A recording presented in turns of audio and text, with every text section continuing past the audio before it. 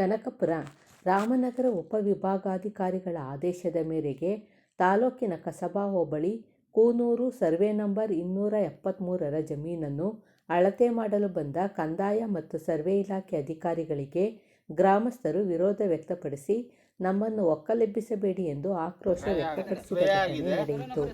ಉಪವಿಭಾಗಾಧಿಕಾರಿಗಳು ಈ ಸರ್ವೆ ನಂಬರ್ನಲ್ಲಿ ಮಹದೇವಯ್ಯ ಎಂಬುವರಿಗೆ ದಾಖಲೆ ಇರುವುದರಿಂದ ಸರ್ವೆ ಮಾಡಿಕೊಳ್ಳಲು ಆದೇಶ ನೀಡಿದರು. ಶನಿವಾರ ಸ್ಥಳಕ್ಕೆ ಆಗಮಿಸಿದ ಅಧಿಕಾರಿಗಳ ಗ್ರಾಮಸ್ಥರು ನಮ್ಮ ತಾತ ಮುತ್ತಾತರ ಕಾಲದಿಂದ ಸರ್ಕಾರಿ ಸಾಗುವಳಿ ಪತ್ರ ಪಡೆದು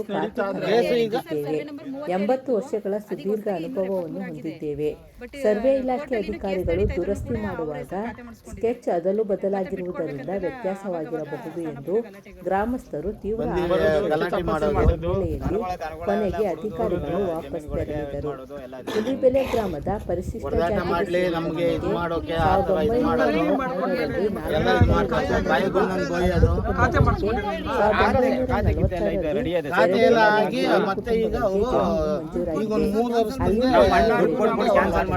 ವ್ಯವಸಾಯ ನಿಮ್ಮೊಂದಿಗೆ ಬಂದಿರುವ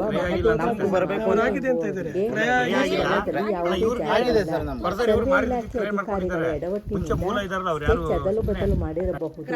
ಸರ್ವೆ ಇಲಾಖೆಯವರು ಮಾಡಿರುವುದರಿಂದ ಗೊಂದಲ ಸೃಷ್ಟಿಯಾಗಿದೆ. ಇದರಿಂದ ನಮ್ಮನ್ನು ಬಲಿಪಶು ಮಾಡಬೇಡಿ ಎಂದು ಒತ್ತಾಯಿಸಿದರು. ಸ್ಥಳ ಪರಿಶೀಲನೆ ಮಾಡಿ ಸರ್ವೆ ಮಾಡಲು ಬಂದಿದ್ದ ಕಂದಾಯ ಇಲಾಖೆಯ ನಿರೀಕ್ಷಕ ಶಿವರುದ್ರಪ್ಪ ವಾಸ್ತವವಾಗಿ ಅರ್ಜಿದಾರರಿಗೆ ಜಾಗ ಬದಲಾಗಿದೆಯೇ ಅಥವಾ ದಾಖಲಾತಿಗಳು ಏರುಪೇರಾಗಿದೆಯೇ ಎಂಬುದನ್ನು ಪರಿಶೀಲಿಸಿ ಮೇಲಾಧಿಕಾರಿಗಳಿಗೆ ವರದಿ ನೀಡುವುದಾಗಿ ತಿಳಿಸಿದರು. ಕೂನೂರು ಸರ್ವೆ ನಂಬರ್ 271 ಹಾಗೂ 273ರ ಜಾಗವನ್ನು ಜಂಟಿ ಸರ್ವೆ ಮಾಡಿಸಿ ಸರಿಪಡಿಸಿದ ನಂತರ ಇದನ್ನು ಹಿರಿಯ ಅಧಿಕಾರಿಗಳ ಗಮನಕ್ಕೆ ತಂದು ಸಮಸ್ಯೆಯನ್ನು ಬಗೆಹರಿಸಲಾಗುವುದು ಎಂದು ಅಧಿಕಾರಿಗಳು ತಿಳಿಸಿದರು. ಸ್ಥಳದಲ್ಲಿ ಗ್ರಾಮಾಂತರ ಪೊಲೀಸರು ಸೂಕ್ತ ಬಂದೋಬಸ್ತ್ ಏರ್ಪಡಿಸಿದ್ದರು. ಹುಲಿಬೆಲೆ ಗ್ರಾಮಸ್ಥರಾದ ಶಿವ, ಚೂಡರತ್ನ, ಗಣೇಶ್, ಗೋವಿಂದ, ಚಿನ್ನಗಿರಿ, ಶಿವಾನಂದ, ಹೊನ್ನಮ್ಮ, ದೊಡ್ಡ ತಾಯಮ್ಮ, ಜಯಮ್ಮ, ದೊಡ್ಡಮ್ಮ ಹಲವರು ಉಪಸ್ಥಿತರಿದ್ದರು.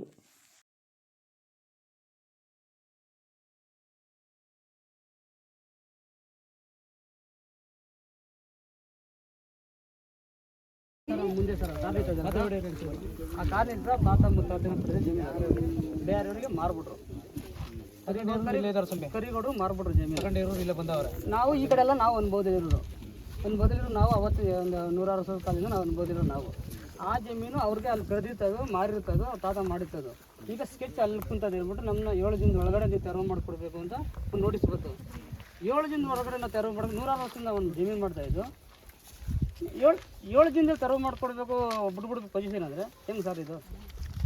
ಹಾಂ 37ನೇ ಸರ್ವೆ ನಂಬರಲ್ಲಿ ಮಾದಯ್ಯ ಬಿನ್ ಮಾದಯ್ಯನಿಗೆ ಜಮೀನು ಮಂಜೂರಾಗಿ ಆಗಿದೆ ಸರ್. ಆಗಿದೆ 57-58ರಲ್ಲಿ 273 ಅಂತ ಸರ್ವೆ ನಂಬರ್ ಆಗದೆ. ಅವರು 69-70ರಲ್ಲಿ ಕ್ರಯ ಮಾಡವ್ರೆ. ಇದು PTCL ಕಾಯ್ದೆಗೆ ಬರ್ತದಂತ ಅಸಿಸ್ಟೆಂಟ್ ಕಮಿಷನರ್ಗೆ ಹಾಕಿ ಅಲ್ಲಿಂದ ಜಮೀನು ಬಿಡಿಸಿದ್ದಾರೆ. ಅದರಿಂದ ಈಗ ತಾಲೂಕು ಸರ್ವೆ ದುರಸ್ತಿ ಎಲ್ಲಾಗದೆ. ಈಗ ನಿಮ್ದಿದ್ರೆ ನಿಮ್ದು ರೆಕಾರ್ಡ್ ಕೊಡಿ. ನಿಮ್ದಿದ್ರೆ ನಿಮ್ಮದು 273ಕ್ಕೆ ಸಂಬಂಧಪಟ್ಟಂಗೆ ದಾಖಲೆ ಇದ್ದರೆ ದುರಸ್ತಿ ಆಗಿದ್ರೆ ನಿಮ್ದು ರೆಕಾರ್ಡ್ ಕೊಡಿ. ಇಲ್ಲ ಅಂದರೆ ಅವ್ರದ್ದು ಜಮೀನು ಅವ್ರಿಗೆ ಬಿಟ್ಕೊಡಿ ಅಷ್ಟೇ ಸರ್. ಇದು ಅಸಿಸ್ಟೆಂಟ್ ಕಮಿಷನರ್ ಮಾಡಿರೋದು ನಮ್ದಲ್ಲ ಇದು ಸರ್. ಆಯ್ತು ಸರ್, ಹೇಳೋದು ಅಷ್ಟೇ. ಸರ್ವೆ ಡಿಪಾರ್ಟ್ಮೆಂಟಲ್ಲಿ ಅಸಿಸ್ಟೆಂಟ್ ಕಮಿಷನರ್ ಆಗಲಿ ಸರ್. ಈಗ ಮೂಲ ಜಮೀನು ಯಾರು ಮಾಡ್ತಾ ಇದ್ದಾರೆ, ಯಾರು ಕಡಿದು ಮಾಡಿದ್ರೆ ಆ ಜಮೀನಲ್ಲಿ ಸರ್ ಮಾಡ್ಕೊಡ್ಬೇಕು ಸರ್. ಅಲ್ಲ 273 ಸರ್ ನಿಮ್ಗೆ ಆಗಿರೋದು ಇದೆಯಾ ಸರ್? ಆಗಿರೋದಲ್ಲ ಸರ್, ಪೊಸಿಷನ್ ಇರಲಿವಲ್ಲ ಜಮೀನಲ್ಲಿ ದುರಸ್ತಿ ಮಾಡಿದಾರಲ್ಲ. ಅದನ್ನೇ ನಾವು ಕೇಳ್ತಾರ. ನಮ್ಗೆ ತಾತ ಮುತ್ತಾದ್ರಿಗೆ ಗೊತ್ತಿಲ್ಲ ದುರಸ್ತಿ ಮಾಡ್ಬಿಟ್ಟವ್ರೆ. ಅವ್ರ ತಾತ ಮಾಡಿರೋ ಜಮೀನಲ್ಲಿ ಕಡಿತಲ್ಲಿ ಮಾಡೋದಲ್ಲಿ ನಮ್ಮ ಜಮೀನು ದುರಸ್ತಿ ಆಗೋದು ಅವತ್ತಿನ ಕಾಲದಲ್ಲಿ ಆಗೋದಲ್ಲ. ಇದು ಅನ್ಯಾಯ ಅಲ್ವಾ ಸರ್? ಇದು ನ್ಯಾಯನ? ಇದು ನಮ್ಮ ತಾತ ಮಾರಿರೋದು ಡಾಕ್ಯುಮೆಂಟ್ ಎಲ್ಲ ಇದೆ. ಉತ್ತರ ಕೊಟ್ಟಿರಲ್ಲ ನೋಟಿಸ್ ಇದರಲ್ಲಿ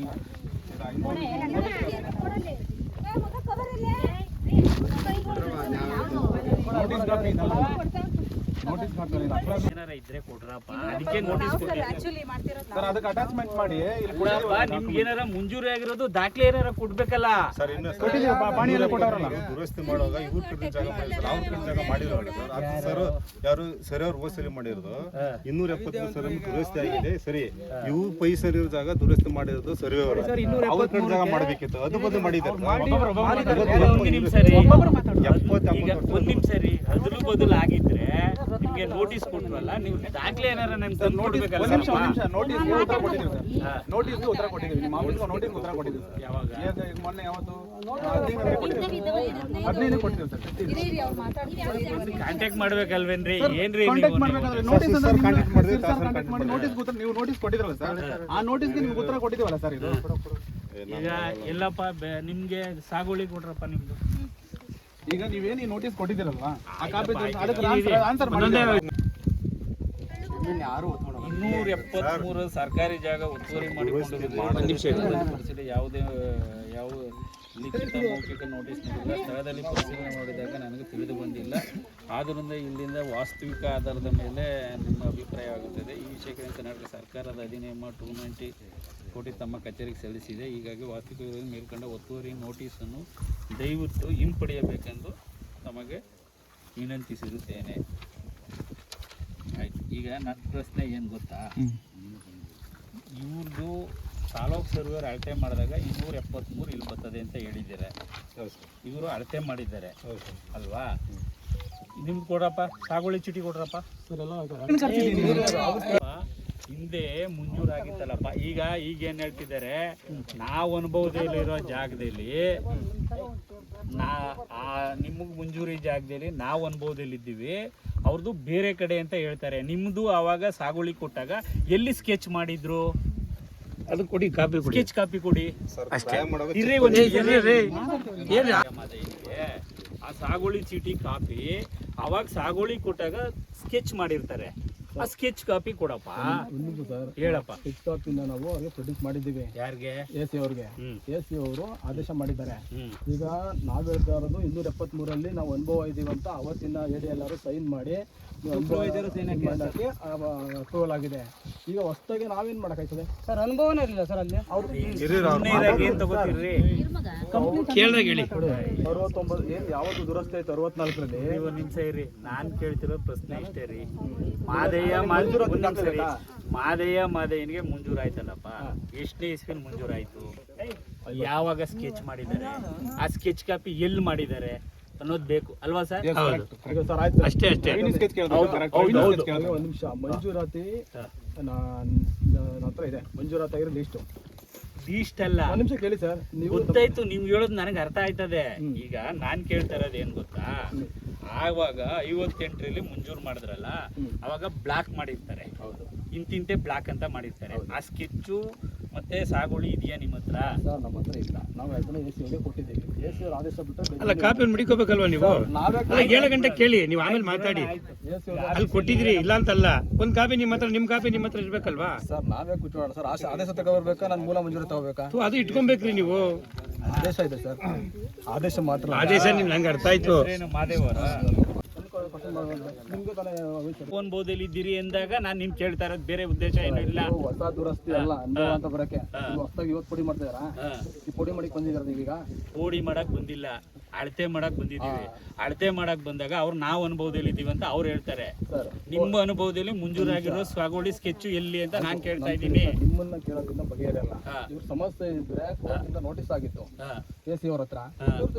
ವಾಲಂಟರಿ ನಾವು ಅನುಭವ ಇದೆ ಅಂತ ಎಂಟ್ರಿ ಆಗೋಯ್ತು ಲಕ್ಷ ಕೇಸ್ ಒಳಗೆ. ಯಾಕೆ ಬಂದಿಲ್ಲ? ನಮ್ಗೆ ನೋಟಿಸ್ ಕಳಿಸ್ಲಿಲ್ವಲ್ಲ ಸರ್? ನಿಮ್ಗೆ ನೋಟಿಸ್ ಕಳ್ಸಲ್ಲ, ಈಗ ನಿಮ್ಗೆ ನೋಟಿಸ್ ಕಳ್ಸ್ತಾರೆ. ಬರ್ರಿ, ಯಾರು ಮಾತಾಡ್ರಿ. ಈಗ ನೀವಲ್ಲಿ ಅನುಭವ ಇರೋದಕ್ಕೆ ನಿಮ್ದು ದಾಖಲೆ ಕೊಡ್ರಿ.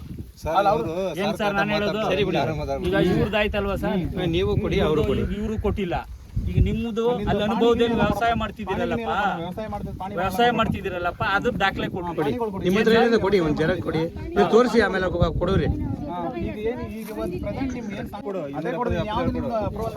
ಏನು ಗೊತ್ತೇ ಗೊತ್ತಿದೆ, ಇದೆ ಸರ್. ಪಾಣಿ ತಗೊಂಡಿದ್ದಲ್ಲ ಕೊಡಮ್ಮ, ಇವರೆಲ್ಲ ಕೊಡ್ರಿ. ಯಾರು ಕೊಡಲ್ಲ ಕೊಡಿ. ರೀ ಪೋಡಿ ಏನೇ ಮಾಡಿದ್ರು ಹಿಂದೆ ಸ್ಕೆಚ್ ಕೊಟ್ಟಾಗ ಸ್ಕೆಚ್ ಮಾಡಿರ್ತಾರೆ. ಅದೇ ಸ್ಕೆಚ್ ಮಾಡಲ್ಲ ಏನಪ್ಪ, ಆ ಕಾಪಿ ಬೇಕು. ಹಳೆ ಸ್ಕೆಚ್ ಹೌದು. ಆದ್ಮೇಲೆ ಹಳೆ ಸ್ಕೆಚ್ ಮೇಲೆ ಮಾಡಿದಾಗ ಅನುಭವ ಅವಾಗ ತಪ್ಪು ಮಾಡಿರೋದಕ್ಕೆ ಇವಾಗ ಎಲ್ಲಾರು ಅನುಭವಿಸ್ಕೊತಾ ಇದ್ದೀರಿ. ನಾನ್ ಮಾಡಿದ್ದಲ್ಲ ಅದು. 40 ವರ್ಷದಲ್ಲಿ ನಾನ್ ಬದುಕಿದ್ನ ಮಾಡಕ್ಕೆ. ಯೋಚನೆ ಮಾಡ್ರಿ, ನೀವು ಯೋಚನೆ ಮಾಡ್ರಿ ಎಜುಕೇಟೆಡ್ ಆಗಿ ಅಲ್ವಾ. ಈಗ ಏನ್ ಮಾಡ್ಬೇಕಂದ್ರೆ, ಈಗ ಆ ಪೊಸಿಷನ್ ಇವ್ರು ತೋರ್ಸೋ ಪೊಸಿಷನ್, ಇವ್ರು ನಾವು ಅನುಭವದಲ್ಲಿ ಇದ್ದೀವಿ ಅಂತಾರೆ. ನಿಮ್ಗೆ ಮಂಜೂರಿ ಆಗಿರೋ ಜಾಗ ಎಲ್ಲದೆ ಸಾಗುವಳಿ OM ಸ್ಕೆಚ್ ಕೊಟ್ರೆ ಏನಾರ ಅದ್ಲು ಬದ್ಲು ಏನಾರ ಆಗಿದ್ರೆ, ಏನಾರ ಸಮಸ್ಯೆ ಆಗಿದ್ರೆ ಅದಕ್ಕೇನು ಪರಿಹಾರ ಮಾಡ್ಬೇಕಂತ ನಾವು ಏರ್ ಆಫೀಸರ್ ಗಮನಕ್ಕೆ ತಗೋಬತ್ತೀನಿ. ಹಿಂಗಿದೆ ಸರ್, ಈಗ ಅವ್ರ ಅನುಭವ ಇದ್ದಾರೆ ಸರ್, ಹಿಂಗಾಗಿದೆ ಸರ್ ಅಂತ ಗಮನಕ್ಕೆ ತರಬೇಕಲ್ಲ. ನಾನು ಸ್ಪಾಟಿಗೆ ಬಂದಾಗ ತಾನೇ ಗೊತ್ತಾಗಿತ್ತು. ಈಗ ಸ್ಪಾಟಿಗೆ ಬರೋದ್ ಮೊದ್ಲು ಏನು ಗೊತ್ತಿತ್ತು ನನಗೆ? ಹೌದು, ಸಾಗುವಳಿ ಬೇಕು ಮತ್ತೆ ಸ್ಕೆಚ್ ಬೇಕು. ನೋಡಿ, ಅಪ್ರೂವಲ್ ಆಗಿರೋ ಕಾಪಿ ತಂದು ಕೊಡ್ತೀನಿ. ಕೊಡಿ. ಪಾಣಿಗಳು ಸರ್ವೆ ನಂಬರ್ ಪಾಣಿಗಳು 71, 72, ಸುಮಾರು 260, 270. ಕ್ರಯ ಮಾಡಿದ್ರು. ಅವಾಗ ಯಾವ ಚೆಕ್ ಬಂದು ಯಾಕವ್ರೆ? ಯಾವ ಚೆಕ್ ಬಂದು ಯಾಕವ್ರೆ? ಅದ್ ಬೇಕು ನನಗೆ, ಬೇಕೀಗ ನನಗೆ. ಏನ್ ಸರ್ ಅದು ಕ್ರಯಪತ್ರ? ಅದು ಸರ್ ಅದು ಕ್ರಯಪತ್ರ ಕೇಳಿ. ನೀವು ರಿಪೋರ್ಟಲ್ಲಿ ಏನು ಬರೀತೀರೋ ಬರೀ. ನಾನು ಎಸ್ ಪಿ ಸಾಹೇಬ್ರಿಗೆ ಹೇಳಿದೆ, ನನ್ನ ಆರ್ಡ್ರ್ ಈಗ ಹೇಳ್ತಿದ್ರೆ ನನ್ನ ಆರ್ಡ್ರ್ ಬಿಟ್ಟು ವೈಲೇಟ್ ಮಾಡೋದೇಂತೀವಿ. ನಾನು ಏನು ಮಾಡಿದ್ದೆ ಅಷ್ಟು ಅಂತ ಲೆಟ್ರ್ ಕೂಡ ಮೊನ್ನೆ ಕೂಡ ಮಾಡಿದ್ದಾರೆ. ನಿಮಗೆ ಸಾಗುವಳಿ ಮತ್ತು OM ಕೂಡ ಅವಶ್ಯಕತೆ ಅವ್ರಿಗಿಲ್ಲ. ಏನು ನನ್ನ ಆರ್ಡ್ರಿಂದ ಅಷ್ಟು ಪಾಸ್ ಮಾಡ್ತಾರೆ, ಮಾಡಲ್ವ ಕೇಳಿ ಅಂತ ಹೇಳಿದ್ರು. 2 ಮಾತು ಹೇಳಿ. ಫೋರ್ಜರಿ ಇದು 2 ಎಕರೆಗೆ ಆಗಿದೆ. ನಮ್ಮ ತಾತ ಸೈನೇ ಹಾಕಿಲ್ಲ. ಇಟ್ಕೊಳ್ಳಿ ಇರಲಿ ಸರ್, ಒಂದು ನಿಮಿಷ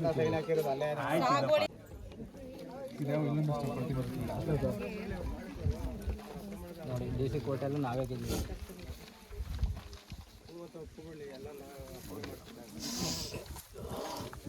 ಮಂಜೂರಿ ಆದ್ಮೇಲೆ ನಿಗಮನ ಕ್ರಯ ಆಯ್ತಾ? ಒಂದು ನಿಮಿಷ ಅವ್ರು ಏನು ಕೇಳಿ ಅಲ್ವಾ 69 ಅಲ್ಲಿ ಮಾದೈನಿಂದ ನಿಂಗಮ್ಮನ ಕ್ರಯ ಆಗದೆ ನಿಜನಾ? ಅವ್ರು ಒಂದು ನಿಮಿಷ ಕೇಳಿ. ನಾನು ಅಷ್ಟೇ ಕೇಳ್ತಾ ಕೇಳೋ ಪ್ರಶ್ನೆ ಕೇಳಿ. ಹೇಳಿ. DC ಆದೇಶ ಇದೆ, ಹೋಗಿ DC ಅವ್ರ ಹತ್ರ ನಿಜಾನ ಅಂತ ಕೇಳ್ಬೇಕು. ಕೊಡಪ್ಪ, ಸುಮ್ಮನೆ ನಮ್ಮನ್ನ ಕೇಳ್ರಿ. ಹೇಗೆ ನೀವು ಬಂದ್ಬಿಟ್ಟು ನಿಜಾನ ಮಾಡಕ್ಕಲ್ಲ ಕರ್ಸಿರತ್ತಿಲ್ಲಿ ಜಮೀನು ಹ್ಯಾಂಡ್ ಓವರ್ ಮಾಡ್ತೀರಾ ಮಾಡಲ್ವಾ? 2 ಮಾತು ಹೇಳಿ ಅಷ್ಟೇ. ಮಾಡ್ತಿರೋ ಮಾಡೋದಲ್ರಿ, ಕನ್ಫ್ಯೂಸ್ ಆಗೋದಲ್ರಿ. ಅವ್ರು ನಾವ್ ಅನ್ಬೋದಲ್ಲಿ ಇದೀವಿ ಅಂತಾರೆ. ಅಲ್ಲ, ನೀವ್ ಹೇಳೋದೇ ಗೊತ್ತಾ? ಹೊಡೆದಾಡ್ಕೊಳ್ಳಿ, ಅವ್ರು ಹೊಡೆದಾಡ್ಕೊಳ್ಳಿ ಅಂತ ಬಿಟ್ಬಿಡ್ಬೇಕು. ನೋಡೋದೇ ಬಿಡುವ, ಸ್ಪಾಟ್ ಕೇಳೋದೇ ಬಿಡುವ. ಮಾಡಿದರೆ ಸರಿ ರೀ, ಅದನ್ನೇ ಮಾಡಕ್ ಬಂದಿರೋದು ಅದನ್ನೇ ಮಾಡಕ್ ಕ್ರಿಯಾಪತ್ರ ಶೂನ್ಯತೆ ವಹಿಸಾದ್ಮೇಲೆ ಈ ಕ್ರಿಯಾಪತ್ರ ಕಟ್ಕೊಂಡು ನಿಮ್ಗೆ ಜಮೀನು ಹ್ಯಾಂಡ್ ಓವರ್ ಮಾಡಿ ಕೇಳಿದ್ರೆ ಮಾಡಿದ್ದಾರೆ.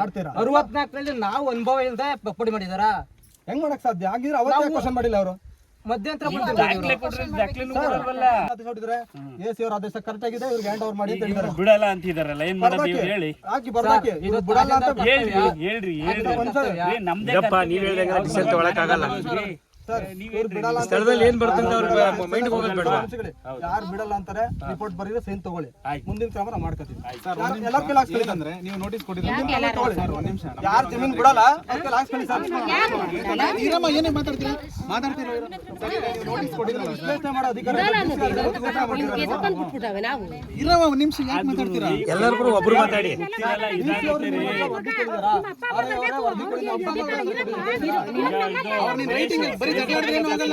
ಇದು ನೋಟಿಸ್ ಪತ್ರಿಕೆ ಬಂದಿರೋದು.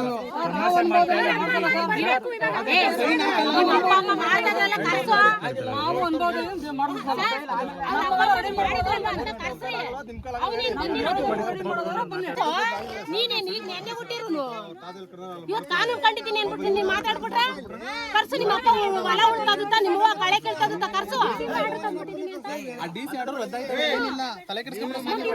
ಇರಿ, ಒಬ್ಬೊಬ್ರು ಮಾತಾಡಿ. ಸರ್, ಈಗ ನೋಟಿಸ್ ಕೊಟ್ಟಾರಲ್ಲ ಸರ್, ಮತ್ತೆ ನೀವು ಅಳತೆ ಮಾಡಕ್ ಬರ್ತಾ ಇದ್ದೀರಾ? ಈಗ ನನಗೆ ತಿರುವು ಮಾಡ್ಸಕ್ಕೆ ಕಳಿಸಿದಾರಪ್ಪ. ಸರ್, ತೆರವು ಮಾಡಕ್ಕೆ ಇವ್ರು ನೋಟಿಸ್ ಕೊಟ್ಟು ನೀವು ತೆರವು ಮಾಡ್ಬೇಕಲ್ಲ. ನೀವು ಸುಮ್ಮನೆ ತೆರವು ಮಾಡಕ್ಕೆ ಗಾಡಿ ಆಡ್ಲಾಗದಲ್ಲ. ಅದೇನೋ ಇವ್ರು ಯಾರು ಹೆಸರು ಮೆನ್ಷನ್ ಮಾಡಿಲ್ಲ. ಸರ್ಕಾರದಂತ ಸರ್ಕಾರ ಅಂತ ಬರ್ತದಲ್ಲ, ಎಲ್ಲರ ತೆರವು ಮಾಡಿ ಅಂತ ನೀವು ಏನು 7 ದಿನ ಒಳಗೆ ನೋಟಿಸ್ ಉತ್ತರ ಕೊಡಿ ಅಂತ ಕೊಟ್ಟಿದ್ದೀರಾ? ಏಂತಕ್ ನೋಟಿಸ್ ಉತ್ತರ ಕೊಡ್ರಿ ಅಂತ ಕೊಟ್ಟಿರ್ತೀವಿ ನೋಡೋಣ. ಡಾಕ್ಯುಮೆಂಟ್ ಇದೆ ಅಂತ ನಾವು ಕೊಟ್ಟಿದ್ದೀವಲ್ಲ, ನಾವು ಬಂದು ನಿಮ್ಮ ಆಫೀಸ್ ನಮ್ಗೆ ಕೊಡ್ಬೇಕಲ್ರಿ. ನಿಮ್ಮ ಆಫೀಸ್ ಕೊಟ್ಟಿರಲಿಲ್ಲ. ಕೊಡದೇ ಇರೋದಕ್ಕೆ ಇವತ್ತು ನಾವು ನೋಡಿ ಸರ್, ಬಂದಿದ್ದು. ನಿಮ್ಮ ಆಫೀಸ್ ನಿಮ್ಗೆ ಸಮಸ್ಯೆ ಇಲ್ಲ ಅಂತ ಬಂದಿರೋದು ನಾವು. ನೀವು ಆಫೀಸ್ ಕೊಟ್ಟಿರೋದಕ್ಕೆ ಅರ್ಥ ಮಾಡ್ಕೊಳ್ರಿ ನೀವು. ಸರ್ ಕೊಟ್ಟಿದ್ದೇವೆ ನೋಡಿ ಅಷ್ಟೇ. ಈಗ ನಿಮ್ಮ ಆಫೀಸ್ ಕೊಟ್ಟಿರೋದಕ್ಕೆ ಕೊಟ್ಟಿದ್ದೀರಿ ಸರಿ. ಈಗ ಸಾಹೇಬರು ನನಗೆ ತೆರವು ಮಾಡುವಂತ ಆರ್ಡರ್ ಕೊಟ್ಟಿದ್ದಾರೆ. ಯಾವಾಗ ಕೊಟ್ಟರು? ನಿಮ್ಮ ಆರ್ಡರ್ ತೋರಿಸಿ, ತೆರವು ಮಾಡಿ ಅಂತ ಆರ್ಡರ್ ಮಾಡ್ರು ಕೊಡಿ. ಸರ್ ನಿಮ್ಮ ಆಫೀಸಿಗೆ ಕೊಟ್ಟ ಮೇಲೆ ಅವರು ನಿಮ್ಮ ಆಫೀಸಿಗೆ ಉತ್ತರ ಕೊಟ್ಟಿದಾರಲ್ವಾ? ನಿಮ್ಮ ಆಫೀಸ್ ಒಂದ್ ನಿಮಿಷ ಇರ್ರಿ, ಇರಪ್ಪ ಮೇಲೆ ಅದನ್ನ ಪರಿಶೀಲನೆ ಮಾಡಿ ಇರ್ರಪ್ಪ ಒಂದ್ ನಿಮಿಷ. ಅದನ್ನ ಪರಿಶೀಲನೆ ಮಾಡಿ ಮೇಲಧಿಕಾರಿಗಳು ನೀವು ವರದಿ ಕೊಡ್ಬೇಕಲ್ವಾ ಸರ್? ಕೊಟ್ಟಿದ್ದಾರೆ ಸರ್, ಇವ್ರು ನಮ್ಗೆ ಡೈರೆಕ್ಟ್ ಆಗಿ ಬಂದು ಕೊಟ್ಟಿರ್ತಾರೆ ಅನ್ಕೊಂಡು. ಎಲ್ಲ ಕೊಟ್ಟಿಲ್ಲ, ಆಫೀಸಿಗೆ ಕೊಟ್ಟವ್ರೆ. ಅಲ್ಲ ಸಂಬಂಧಪಟ್ಟ ಕಾಮನ್ ಸೆನ್ಸ್ ಅಲ್ಲ, ಮಿನಿಮಮ್ 3 ನೋಟಿಸ್ ಕೊಡಬೇಕು. ಯಾರಿಗೆ ನನಗೂ ಗೊತ್ತಾ ಕಾಮನ್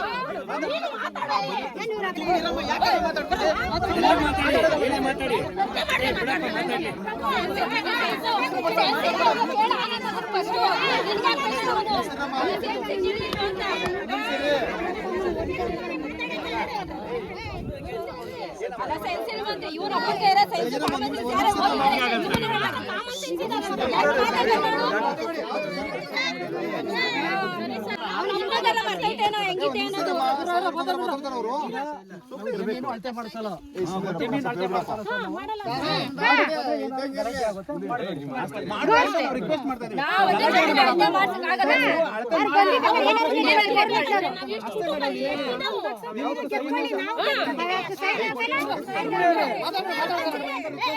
ಈಗ ಒಂದ್ ನಿಮಿಷ ಇರ್ರಿ, ಒಂದ್ ನಿಮಿಷ ಇರ್ರಿ.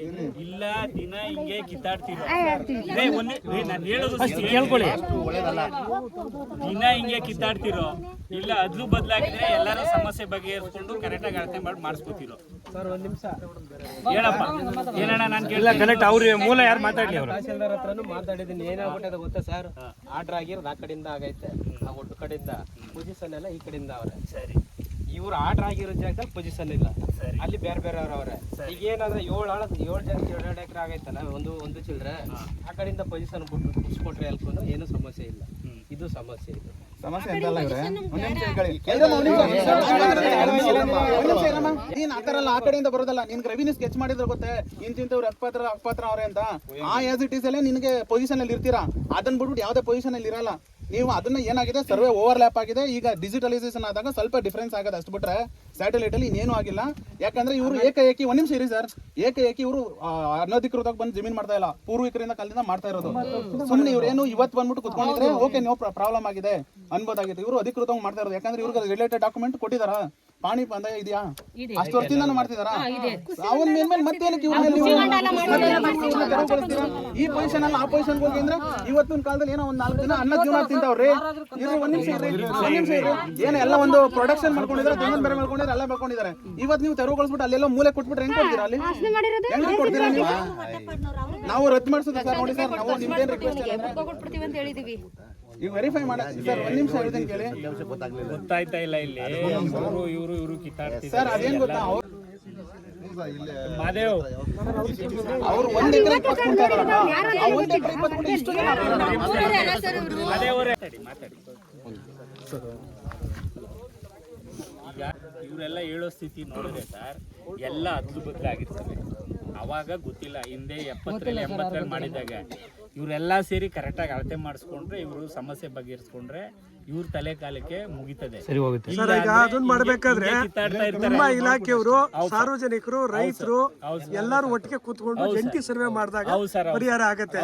ಅವ್ರು ಕಾನೂನು ಮಾಡ್ತಾರೆ, ಇವ್ರು ನ್ಯಾಯ ಕೇಳ್ತಾರೆ, ಯಾವ್ದು ಬಗೆಹರಿಯಲ್ಲ ಇದು. ಅದೇ ಇವಾಗ ಮಾದೇವ್ ಈಗ ಎಲ್ಲ ಅದ್ಲು ಬದ್ಲು ಆಗವೆ ಅಂತ ಹೇಳ್ತಿದ್ದಾರೆ.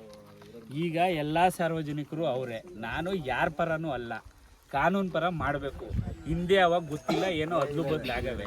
ಈ ಎಲ್ಲ ಸೇರಿಸಿ ಈಗ ಯಾವ್ಯಾವ ಇಲ್ಲಿ ಯಾರ್ಯಾರು ಯಾವ ಇದ್ರಲ್ಲಿ ಅವರೇ ಅನ್ಬೋದಿಲ್ಲ ಅವರೇ, ಅದನ್ನೆಲ್ಲ 7 ಜನದ್ದು ಅಳತೆ ಮಾಡಿಸಿ ನೀವೆಲ್ಲ ಸಮಸ್ಯೆ ಬಗೆಹರಿಸ್ಕೊಳಂದ್ರೆ ನಾನು ಅಳತೆಗೆ ಬರೆದು ಇವತ್ತು ಬಂದಾಗ ಮಾಡೋಕ್ಕೆ ಬಿಡಲಿಲ್ಲ, ಈ ಥರ ಇದೆ ಅಳತೆಗೆ ಅಂತ ನಾನು ರಿಪೋರ್ಟ್ ಹಾಕೊಂಡು ಹೋಗ್ತೀನಿ.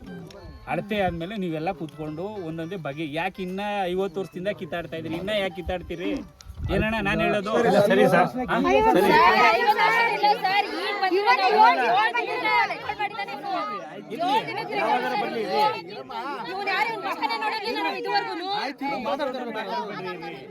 ಏನಣ್ಣ ನಾನು ಹೇಳೋದು? ಸಾಲು ಆಗೋ ರೀತಿ ಹೇಳಿದಿರಿ. ಇವರು ಕಿತ್ತಾಡ್ತಾರೆ, ಅವರು ಕಿತ್ತಾಡ್ತಾರೆ. ಇವ್ರಿಗೆ ಆದೇಶ ಮಾಡಿದ್ದಾರೆ ನಮ್ಮ ಏರಪ್ಪನವರು, ಹೋಗಿ ಬಿಡಿಸಿ ಅಂತ. ಇಲ್ಲೇನಾಗಿದೆ ಅಂದ್ರೆ ವ್ಯತ್ಯಾಸ ಆಗಿ ಓವರ್ಲೂಪ್ ಆಗಿ ಸಮಸ್ಯೆ ಆಗಿದೆ. ಇವ್ರ ಅನುಭವ ಅವ್ರಿಗೆ ಹಿಂಗೆ ಹಿಂದೆ ಮಾಡ್ದಂಗ್ ಮಾಡ್ಬಿಟ್ಟಿದ್ದಾರೆ. ಅವಾಗ ನಾವು ಇರ್ಲಿಲ್ಲ, ಯಾರು ಇರ್ಲಿಲ್ಲ. 7 ಜನಕ್ಕೆ ಮುಂಜೂರಾಗದೆ ಅಲ್ವೇನಪ್ಪ? 7 ಜನಕ್ಕೆ ಮುಂಜೂರಾಗಿರೋದು ದುರಸ್ತ್ ಮಾಡಿದ್ದಾರೆ. 7 ಜನಕ್ಕೆ ಮುಂಜೂರಾಗಿ ದುರಸ್ತ್ ಮಾಡಿರೋದು ಯಾರ್ಯಾರು ಯಾವ ಅನುಭವ ತಪ್ಪಾಗಿರೋದನ್ನ ಸರಿಪಡಿಸ್ಕೊಂಡ್ರೆ ಇವ್ರ ಸಮಸ್ಯೆ ಬಗೆಹರಿಬೋದು. ಅದ್ ಬಿಟ್ರೆ ಇನ್ನೇನು ಬಗೆಹರಿಯಲ್ಲ ಇವ್ರದ್ದು. 1940 ಇಸ್ವಿಲಿ ಆಗಿರೋದು. 40ನೇ ಇಸ್ವಿಲಿ ಯಾರು ಹುಟ್ಟಿದೋ? ಇಲ್ಲಿರೋರು ಯಾರು ಹುಟ್ಟಿರ್ಲಿಲ್ಲ. ಬೇಡಿ ಎಲ್ಲಾರನ್ನು ಕರೆಸಿ ಅಳತೆ ಮಾಡಿ ಪೊಲೀಸವ್ರನ್ನ ಕರ್ಕೊಂಡು ಅಳತೆ ಮಾಡಿ ಎಲ್ಲ ರೆಡಿ ಮಾಡಾದ್ಮೇಲೆ ಸಮಸ್ಯೆಗೆ ಪರಿಹಾರ ಸಿಗ್ಬೋದು ಅನ್ನೋದು ನನ್ನ ಉದ್ದೇಶ, ಬೇರೆ ಇನ್ನೇನು ಇಲ್ಲ. ಏನ್ ಸರ್ ನಾನು ಹೇಳೋದು? ನಿಜ ಸರ್, ಇಲ್ಲೆಲ್ಲ ಅವರೆಲ್ಲ ಈಗೆಲ್ಲ ಬಂದು ಊರೆಲ್ಲ ನಮ್ದು ಅಂದಾಗ ಅವ್ರೇನ್ ಮಾಡಕ್ಕಾಗತ್ತೆ? ಮಾಡ್ತೀನಿ. ಜೊತೆಗೆ ಸರ್ವೆಗೆ ನಾನು ಬರಿತೀನಿ. ಹಿಂಗೆ ಸರ್ವೆ ನಂಬರ್ ಇಂಥವ್ರು 271ರಿಂದ 277ರವರೆಗೂ 7 ಜನಕ್ಕೆ ಮಂಜೂರಾಗಿ ಎಲ್ಲ ಅದಲು ಬದಲಾಗಿದೆ.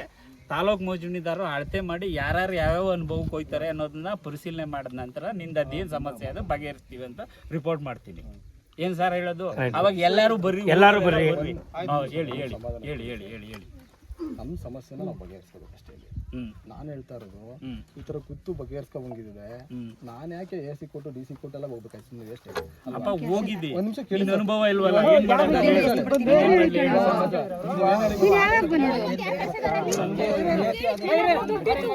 ತೊಂದರೆ ಮಾಡ್ತಾ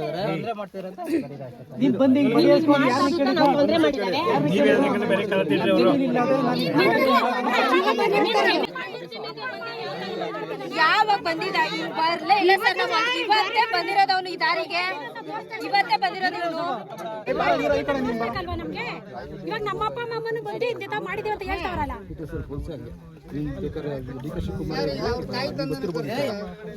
ಯಾವುದೇ ಅನುಭವ ಬರೋದಿಲ್ಲ. ನೀವು ಬೇಕಾದ್ರೆ ಡೌಟ್ ಇದ್ರೆ ಒಂದ್ಸರಿ ನಾನು ಬೇಕಾದ್ರೆ AC ಅವ್ರ ಜೊತೆ ಫೋನ್ ಮಾಡ್ಕೊಡ್ತೀನಿ, ಮಾತಾಡಿ ಸರ್. ಈಗ ತಲೆ ಕೆಡಿಸ್ಕೋಬೇಡಿ ನೀವು. ಈಗೇನ್ ಗೊತ್ತಾ, ನಿಮಗೆ ಪೊಸಿಷನ್ ಬಿಟ್ಕೊಡ್ರಿ ಅಂತ ಸಾಹೇಬ್ರ ಆದೇಶ ಮಾಡೋದು. ಈಗ ಪೊಸಿಷನ್ ನಾವು ಅನ್ಬೋದು ಬಿಡಲ್ಲ ಅಂತ.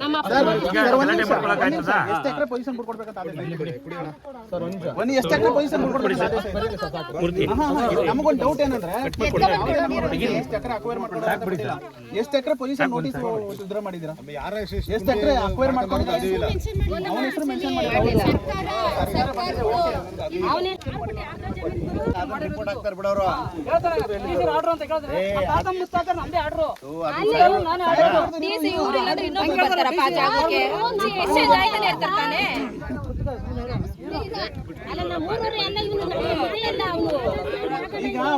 ಒಟ್ಟು ಸಾಲ ಹೋಗಂಗ್ ಬರೀರಿ ಸರ್.